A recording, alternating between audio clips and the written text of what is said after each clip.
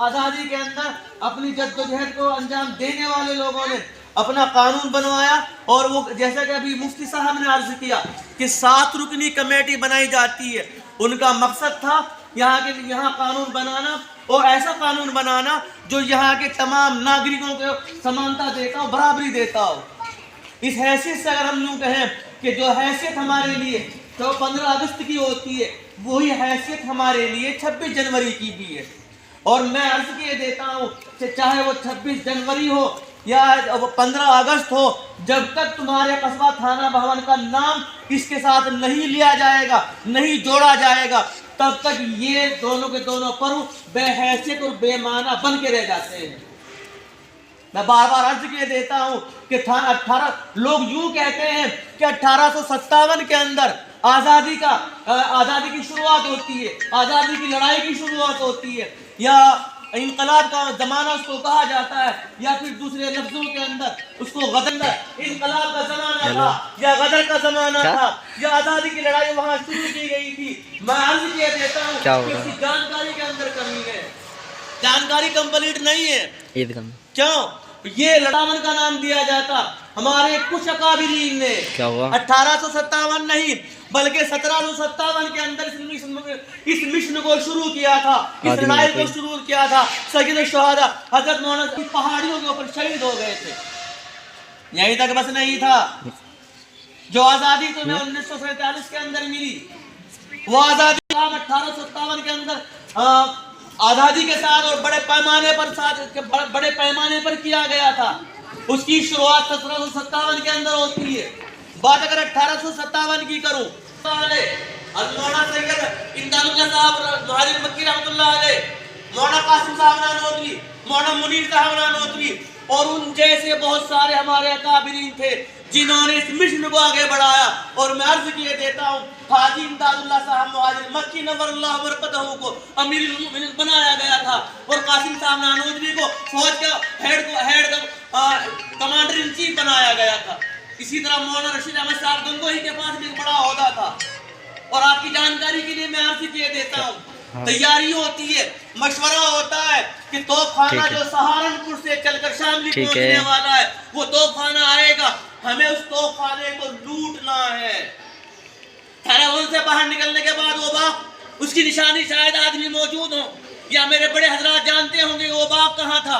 اس باغ کے اندر وہ 12 آدمی تھے جو 2 ناری بندوق لے کر بیٹھے تھے۔ جب سہارنپور سے چلنے والا وہ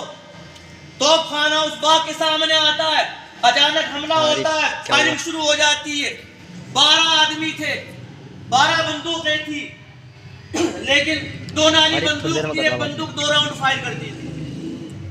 جب اچانک 15 اور 25 راؤنڈ فائر ہوتا ہے تو انگریز سمجھتا ہے کہ بہت بڑا دستہ چھپا ہوا ہے جس نے ہمارے اوپر اٹیک کر دیا۔ نتیجہ یہ نکلا کہ انگریز اپنے توپ خانے کو چھوڑ کر بھاگ گیا تھا۔ میں عرض کیے دیتا ہوں وہ توپ خانہ کہاں جانے والا تھا؟ وہ شاملی کے میدان کے اندر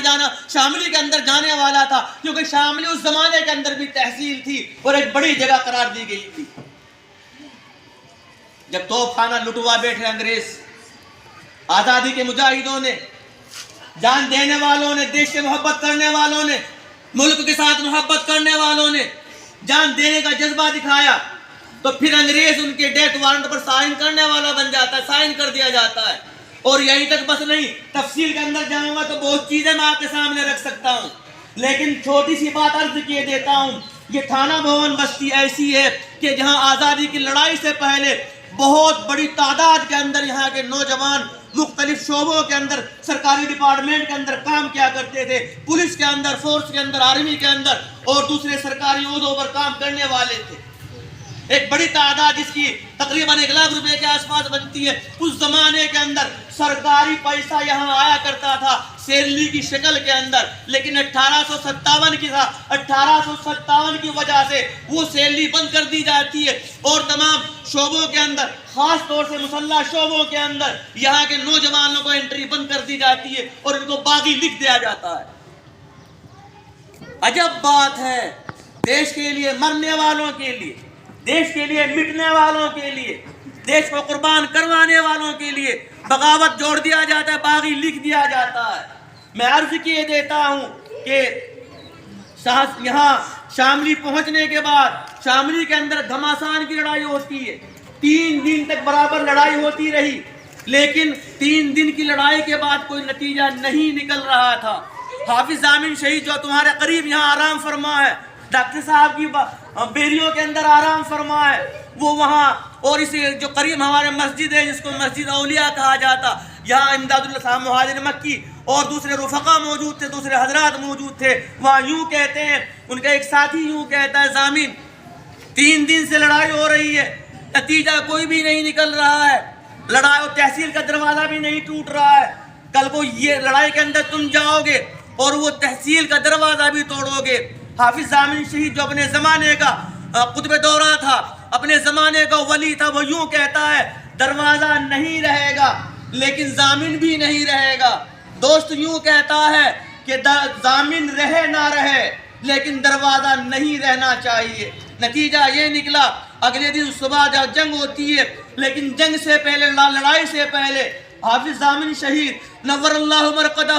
اپنے ساتھی سے کہتے ہیں کہ دیکھ، میں وہاں شہید ہو جاؤں گا، میری لاش کو وہاں نہ چھوڑنا، میری ناش کو وہاں نہ چھوڑنا، بلکہ تمہاری ذمہ داری ہوگی کہ میری ناش کو اٹھا کر تھانہ موہن پہنچا دینا۔ لیکن ساتھ ہی ساتھ عرض کیے دیتا ہوں، وہ آزادی کا مجاہد، وہ آزادی کے لیے مرنے والا، دیش کی آزادی کے لیے خون دینے والا، ہم میں سے دوسروں کی بات تو ہم بعد میں کریں گے، ہم میں سے بہت بڑی تعداد کو اس کے بارے میں جانکاری نہیں ہے، ان کے بارے میں جانکاری رکھنا ہماری ذمہ داری، ہمارا فرض بنتا ہے۔ اگلے دن لڑائی ہوتی ہے، جیسا کہ ضامن شہید صاحب نے کہا تھا کہ دروازہ ٹوٹ جائے گا لیکن ضامن بھی نہیں رہے گا، ایسا ہی ہوا، دروازہ ٹوٹا، دیوار توڑی گئی، دروازہ ٹوٹ گیا، لیکن سامنے سے گولیوں کی بوچھار آتی ہے، اور وہ گولیوں کی بوچھار آ کر حافظ ضامن شہید کے سینے کے اندر، سر کے اندر پیوست ہو جاتی ہے، اور وہ عظیم مجاہد، عظیم مت والا، وہ محبت سے، دیش سے محبت کرنے والا، دیش کے ساتھ، دیش کے اوپر مرنے مٹنے والا، اپنی جان جانا اپنی کے سفر کر دیتا ہے اور اپنے خون کو دیش کی مٹی کے اوپر ڈال دیتا ہے۔